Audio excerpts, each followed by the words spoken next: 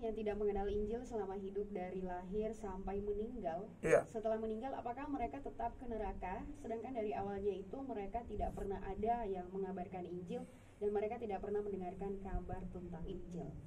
Kalau ada orang tidak dengar Injil karena memang mereka tidak pernah dengar atau tidak ada yang memberitakannya, apakah mereka meninggal, mereka tetap masuk neraka. Jadi kalau kita bicara tentang doktrin keselamatan dalam Kristen, Tuhan Yesus itu satu-satunya jalan. Ya, tidak ada jalan lain, satu-satunya jalan. Jadi jangan percaya dengan pendeta-pendeta yang khotbah lalu mengatakan ada jalan lain. Yesus ini hanya untuk kita Kristen. Manusia lain adalah jalan. Karena ada banyak jalan menuju Roma, jadi jalan menuju surga juga banyak. Itu pendeta yang otaknya koslet. Ya. Tahu di sekolah di teologi mana bawa teologi setan di dalam mimbar. Tidak ada. Kau bilang Yesus ada jalan lain, lalu kau itu seolah-olah menghina kematian Yesus di Golgota. Mati capek-capek baru hanya jadi salah satu jalan. Kau omong sembarang saja. So tahu. Saya omong ini juga ada di lapangan juga. Dari mimbar sampai jemaatnya lapor, Bapak, pendeta lulusan dari mana? Belanda kok dari mana? Dia terlalu banyak di daerah penjajahan. Dia hidup otak koslet. Datang-datang dia bilang ada jalan lain. Khotbah tidak omong khotbah firman Allah, giring jemaat kok jaga kebersihan kota Kupang. Bukan tidak boleh, tapi kau tidak percaya dinas kebersihan lagi, Kak? Betul, boleh dukung pemerintah, tapi jemaat butuh firman, Injil, bukan informasi tentang kebersihan. Gereja lebih banyak bikin olahraga daripada KPI.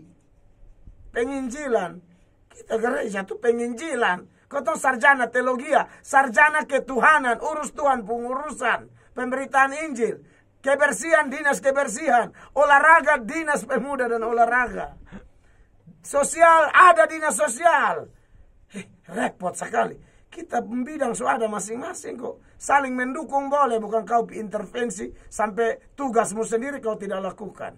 Nah, ini ada yang mulai datang tidak khotbah Injil yang sejati, khotbah yang aneh-aneh. Ini saya perlu omong supaya jemaat juga dewasa dan tahu ada di lapangan itu. Nah, kekasih Tuhan, jadi bagaimana dengan mereka yang tidak dengar Injil? Nah, ini gara-gara terlalu banyak omong olahraga di mimbar, orang lain tidak dengar Injil. Ayo kita akan pertandingan voli. Amin, amin, boleh. Cuman jangan terlalu banyak, itulah. Bukan yang paling penting itu. Jadi bagaimana dengan mereka yang tidak dengar Injil? Ya, jujur saja, kalau saya menganggap bahwa orang bisa percaya pun karena memang orang itu orang pilihan. Hanya mau tahu orang itu pilihan atau tidak, kan kita tetap beritakan Injil. Ada juga yang sudah mendengar tapi dia tolak. Ada. Kalau yang Anda tanya ini kan belum dengar. Dia tidak menolak atau menerima, tapi dia belum dengar. Tapi ada yang tolak. Contoh yang Paulus singgung dalam 2 Korintus 4 ayat 3. Jika Injil yang kami beritakan masih tertutup juga, maka ia tertutup untuk mereka yang akan binasa. Jadi ada orang-orang yang tertutup. Siapa mereka? Yaitu orang-orang yang tidak percaya, yang pikirannya telah dibutakan oleh ilah zaman ini, sehingga mereka tidak melihat cahaya Injil tentang kemuliaan Kristus yang adalah gambaran Allah. Jadi memang ini orang-orang yang sudah hati batu dibutakan oleh berhala-berhala zaman ini. Dan kalau Anda tanya bagaimana dengan orang-orang itu, ya tidak terima Yesus pasti masuk neraka. Tapi kan Tuhan tidak adil, Pak. Loh, kok Tuhan tidak adil? Kenapa? Karena kenapa memasukkan orang ke neraka padahal dia tidak dengar Injil? Saya mau kasih tahu saudara ya, ini juga banyak tuduhan kepada Allah yang menganggap Allah tidak adil gara-gara peristiwa ini atau kejadian seperti ini. Saudara, saya tekankan, pada Allah tidak ada yang namanya ketidakadilan. Ulang, pada Allah tidak ada tempat bagi ketidakadilan. Urusan sorga, kalau orang masuk sorga, itu dia mendapatkan anugerah, kemurahan, belas kasihan Allah. Yang pertama itu. Tapi kalau orang masuk neraka, itu bukan dia mendapatkan ketidakadilan Allah. Neraka itu adalah wujud nyata keadilan Allah. Keadilan Allah berkaitan dengan dua. Ya. Takut Tuhan dapat hadiah, tidak takut ya dapat hukum, begitu ya. Nah, berkaitan dengan sorga atau neraka, saya mau kasih tahu ya. Tidak ada tempat bagi ketidakadilan Allah, tidak ada. Tidak ada. Jadi bicara tentang adil misalnya ya. Apa itu adil? Adil itu begini, kalau saudara punya hak, lalu hak itu tidak diberikan kepada Anda, nah itu tidak adil. Sekarang urusan masuk surga, saya tanya kita semua, siapa kita keturunan Adam dan Hawa yang berhak masuk surga? Coba Anda jawab, siapa? Tidak ada. Semua kita ini seharusnya masuk neraka, itu yang kita cocoknya di situ. Harusnya di situ. Tapi yang dari mau masuk neraka ini, ada yang Tuhan pilih. Seturut Efesus 1 ayat 3 misalnya. Itu benar-benar ada ayatnya. Saya ngomong gak sembarangan ya. Saya ngomong benar-benar disertai bukti. Perhatikan.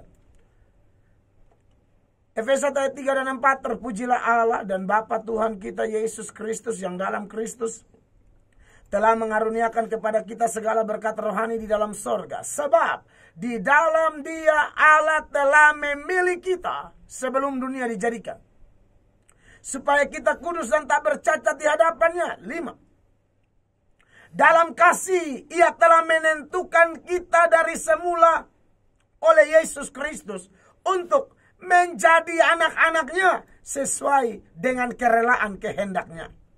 Jadi saudara, saya percaya ini, kita yang percaya itu dipilih sebelum dunia dijadikan. Kapan ketahuan kita orang pilihan? Saat kita percaya Injil. Jadi semua kita harusnya masuk neraka. Jadi tidak ada ketidakadilan pada Allah. Yang ada hanya dua, adil dan murah atau anugerah. Yang masuk surga itu dapat anugerah. Yang masuk neraka itu dapat keadilan Allah. Karena kita kan yang adil itu ialah kita masuk neraka. Jadi tidak ada ketidakadilan. Contoh yang Paulus bahas soal perumpamaan atau ya perumpamaan dari kasusnya Yakub dan Esau. Tuhan pilih Yakub, tidak pilih Esau. Lalu Paulus tanya, apakah gara-gara itu kau mau tuduh Tuhan tidak adil? Mari kita baca ayatnya ya. Roma 9 ayat 13. Seperti ada tertulis, aku mengasihi Yakub tetapi membenci Esau. Suka-suka Tuhan. Siapa mau lawan Tuhan? Jika demikian, apakah yang hendak kita katakan? Apakah Allah tidak adil? Paulus tahu bahwa ada yang tuduh seperti kebanyakan orang hari-hari ini. Apakah Allah tidak adil? Mustahil. Kata mustahil itu artinya tidak mungkin Allah tidak adil. Artinya tidak ada ketidakadilan kepada Allah. Tidak ada. Itu tuduhan yang bodoh. Sebab, ayat 15. Ia berfirman kepada Musa, aku akan menaruh belas kasihan kepada siapa aku mau menaruh belas kasihan. Dan aku akan bermurah hati kepada siapa aku mau bermurah hati. 16. Jadi hal itu tidak tergantung pada kehendak orang atau usaha orang, tetapi kepada kemurahan hati Allah. Jadi Anda dan saya ini dapat anugerah, dapat kemurahan kalau Anda percaya. Mereka yang tidak dengar Injil, ya memang mereka dapat keadilan Allah. Dan pasti masuk neraka. Karena tidak ada keselamatan di luar Yesus. Apapun alasannya. Ya. Kalaupun dihakimi pakai perbuatan baik. Tapi siapa yang bisa perbuatan baik sempurna? Perbuatan baik kita akan dianggap benar kalau Bapa lihat Yesus di hidup kita. Kalau tidak ada, tidak bisa.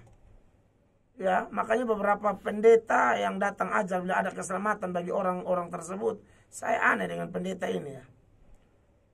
Dia punya dasarnya ngaco semua. Tapi kalau mau diskusi tidak mau. Saya anti debat. Loh, kau sudah buang ajaran kayak begitu, minimal tanya jawab lah. Kau hanya mau monolog, tidak mau tanya jawab. Bagaimana? Kau bikin bingung orang tuh. Tidak ada keselamatan di luar Kristus ya. Dan kalau ada yang mau bantah Tuhan, aduh jangan cari hal. Saya kasih ini ayat lagi. Ya. Roma 9 ayat 20 dan seterusnya. Siapakah kamu hai manusia? Maka kamu membantah Allah. Dapatkah yang dibentuk berkata kepada yang membentuknya, mengapakah engkau membentuk aku demikian? Apakah tukang periuk tidak mempunyai hak atas tanah liatnya untuk membuat dari gumpal yang sama suatu benda untuk dipakai guna tujuan yang mulia dan suatu benda lain guna untuk dipakai guna tujuan yang biasa? Tidak ada yang bisa berhak. Tuhan mau pakai siapa, tidak pakai siapa, suka-suka Tuhan. Tapi dia bukan tidak adil. Ya. Saya jalan ke pasar Impres sini ya, di Nekoten di sini.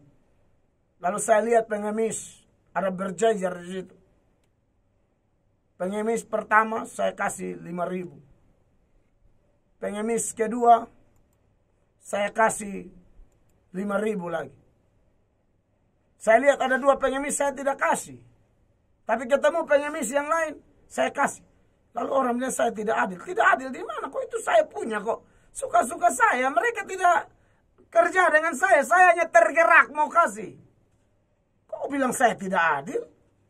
Saya memang tidak mau kasih di situ.